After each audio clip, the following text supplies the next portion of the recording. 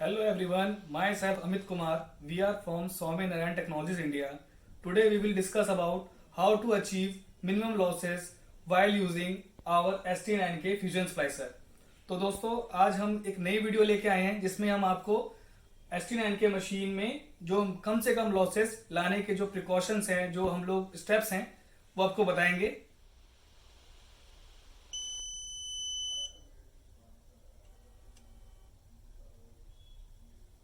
So friends, जैसा कि आप देख सकते हैं, ये है हमारे STI ब्रांड की ST9K फ्यूजन स्प्लाइसर, जो कि बेस्ट मानी जाती है FTTH एप्लीकेशंस के लिए, क्योंकि बेसिकली इसमें जो है 400 स्प्लाइसेस का बैटरी बैकअप मिलता है विद हीटिंग, और जो इसमें मैकेनिकल असेंबली है वो आपको सेंसरलेस और गेयरलेस डिजाइन मिलती है, जिससे कि आपको जो फाइबर एलिमेंट में इशू नहीं आएगा मशीन में कभी भी। और दोस्तों जो इसका एक नेक्स्ट फीचर है वो बहुत यूनिक है कि जब आप ओवरहेड स्प्लाइसिंग का काम करते हो तो आपको एक बेल्ट मिलेगी मशीन के साथ में, जिसको आप यहाँ अटैच करके दोनों तरफ आप नेक पे टांग के उसको वहां पे स्प्लाइसिंग कर सकते हो। और एक्सेसरीज में आपको एक एलईडी लाइट भी अवेलेबल होती है, जिससे कि आप नाइट टाइम में जब स्प्लाइसिंग कर रहे हो तो आपको प्रॉब्लम फेस करनी ना पड़े। आपको एक्सटर्नल लाइट मिलती है, उसका आप यूज करके इजिली स्प्लाइसिंग कर सकते हैं। और इसका सबसे बड़ा और यूनिक फीचर एक और मैं आपको बताना चाहूंगा, जो कि इसमें 4 मोटर मशीन में आपको कोर विजिबिलिटी का ऑप्शन मिलता है, जिससे कि आप स्प्लाइस के वक्त फाइबर में अगर लॉस क्रिएट होता है तो उसको आप इजीली ट्रैक कर सकते हो। तो फ्रेंड्स, अब हम बात करते हैं स्प्लाइसिंग के वक्त आप कम से कम लॉसेस कैसे अचीव कर सकते हैं ST9 के स्प्लाइसिंग मशीन से।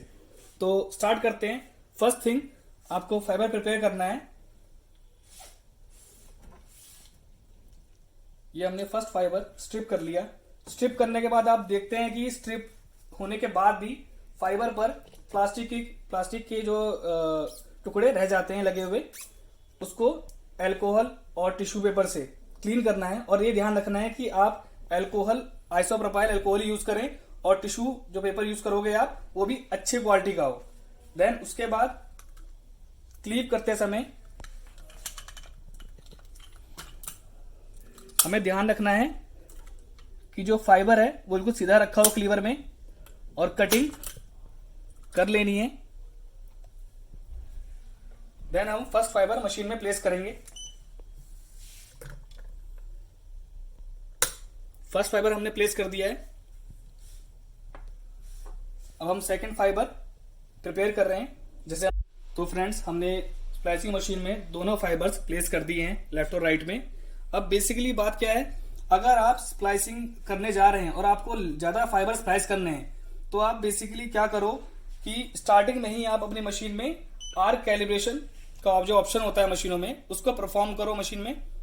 तो अब हम इसमें आर्क कैलिब्रेशन परफॉर्म करेंगे। हम लोग आर्क कैलिब्रेशन में गए, देन उसके बाद एंटर प्रेस करेंगे। इससे क्या होता है कि जो टेम्परेचर चेंजेस होते हैं उन सब चीजों को ध्यान में रख के मशीन अपने आप ही फिर जो करंट होता है इलेक्ट्रोड पे उसको एडजस्ट करती है। तो अभी हमने इसको एडजस्ट किया और इसने 1 टाइम में ही आर्क कैलिब्रेशन सक्सीड दिखा दिया है। तो इसके बाद जो आप स्प्लाइसिंग करोगे ना बेसिकली, तो उसमें क्या होगा, आपके लॉसेस कम से कम आएंगे। तो फ्रेंड्स, आर्क कैलिब्रेशन कंप्लीट हो चुका है। अब हम अपनी स्प्लाइसिंग स्टार्ट कर सकते हैं। अब हम अनदर फाइबर प्रिपेयर कर रहे हैं, और प्रिपेयर करते हुए मैं आपको फिर बताऊंगा कि अल्कोहल और टिश्यू पेपर का इस्तेमाल हमेशा करें। इसके करने से ही आपको कम से कम लॉसेस मिलेंगे मशीन में, और आपके जो स्लाइसिंग वर्क है वो बेटर तरीके से हो पाएगा।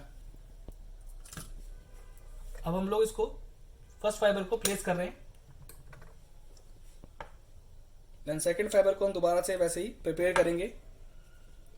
तो फ्रेंड्स, हमने दोनों फाइबर लोड कर दिए हैं, और जो जो प्रिकॉशन लेने चाहिए थे उनको लेने के बाद उसके बाद हम अब मशीन का कवर जो है क्लोज करते हैं और सेट बटन प्रेस करते हैं। अभी हमने मशीन में पॉज 2 लगा रखा है, जिससे कि आपको फाइबर अलाइन होने के बाद रुक के दिखाई देगा, जिससे कि आप इंश्योर कर सकते हो जो आपने फाइबर कट करके दोनों रखे हैं उनकी जो कटिंग है आपको डिस्प्ले पर दिख रही है। अगर ये कटिंग 2 डिग्री से ज्यादा हो तो आपको वो फाइबर दोबारा कट करना चाहिए, ठीक है। और उसके अलावा अगर वो 2 डिग्री से कम भी आ रहा हो और उसका कोर जो है, आपका कोर जो है वो क्रैक हो, तब भी आपको वो फाइबर दोबारा कट करना चाहिए। बेसिकली उससे क्या होगा, आपके लॉसेस जो हैं वो कम से कम रहेंगे अगर आप ये सब चीजें फॉलो करते हो तो। और अब मैं आपको एक एक कैमरा सेपरेट दिखा देता हूँ। ये एक्स कैमरा है, इस पे हम दोनों फाइबर देख पा रहे हैं, लेफ्ट और राइट के, और दोनों की जो इमेज है वो बिल्कुल साफ है, बिल्कुल क्लियर है, कटिंग बिल्कुल परफेक्ट है। अब हम सेकंड कैमरा चेक करेंगे, वाई कैमरा, तो उसमें भी जो है कोर बिल्कुल स्ट्रेट कट हुआ है 90 डिग्रीज पे, और जो अब स्प्लाइसिंग करने के बाद जो लॉसेस आएंगे वो हमें कम से कम ही मिलेंगे। तो अब हम सेट बटन दबाकर स्प्लाइसिंग कंटिन्यू करते हैं और देखते हैं हमें क्या लॉसेस अचीव होते हैं। और जैसा कि आप देख सकते हो, मशीन ने जो एस्टिमेटेड लॉस दिखाया है वो 0.00 dB दिखाया है, क्योंकि हमने सारे स्टेप्स बेटर तरीके से फॉलो करके स्प्लाइसिंग करी है, तो हमें कम से कम लॉस अचीव होने ही थे। उसके अलावा आप देख सकते हो, जो मैंने आपको इस मशीन में एक कोर विजिबिलिटी का ऑप्शन बताया था, वो आप यहाँ देखो, मशीन में एक्स कैमरा अभी आपको शो हो रहा है और उसमें कोर विजिबिलिटी बिल्कुल क्लियर है, और ये स्प्लाइस पॉइंट पे आपको कोई भी निशान, कोई भी धब्बा नहीं दिख रहा है, जिससे कि आप जान सकते हो कि लॉसेस मशीन में नहीं आए हैं स्प्लाइसिंग के वक्त। देन हम अनदर जो कैमरा है उसका वाई कैमरा, वो हम सिलेक्ट कर चुके हैं। उस पर आप कोर देखिए तो बिल्कुल क्लियर है, कोर आपको साफ दिखाई दे रहा है, वो भी इस 4 मोटर क्लैड अलाइनमेंट मशीन में। तो ये एक बेस्ट फीचर है इस मशीन का, जिससे कि आप लॉसेस जो मशीन दिखा रही है और जो रियल होने चाहिए वो आप ट्रैक कर सकते हो। मशीन ने भी 0.00 dB लॉस दिखाया है और कोर बिल्कुल क्लियर है, इट मींस ये स्प्लाइस बिल्कुल परफेक्ट हुआ है। कोर विजिबिलिटी के साथ आपको एक और ऑप्शन मिलता है, इसमें आप देख सकते हो कि जो आपको लॉसेज अगर फिर भी आपको इंश्योर करना है, तो इसमें आपको 500x zoom with single touch option आपको अवेलेबल है। जैसे कि हम वाई कैमरा सिलेक्ट है, अगर मैं इस पर सिंगल टच करता हूं तो ये ही फाइबर आपको 500x जूमिंग पे आके डिस्प्ले पर दिखेगा। सेकंड, हम दोबारा से इस पे एक्स कैमरे पे आ जाते हैं और एक्स कैमरे को भी हम सिंगल टच करके जूमिंग करके देख सकते हैं कि फाइबर में फिर भी लॉसेस हैं तो नहीं, तो आपको ये ऑप्शन भी इस मशीन में अवेलेबल है। तो स्प्लाइसिंग हो चुकी है कंप्लीट। अब हम एक स्लीव फाइबर में लगाकर उसको हीट करेंगे, और हीटिंग करते हुए जो जो हमें चीजें ध्यान में रखनी चाहिए वो मैं आपको बता देता हूँ।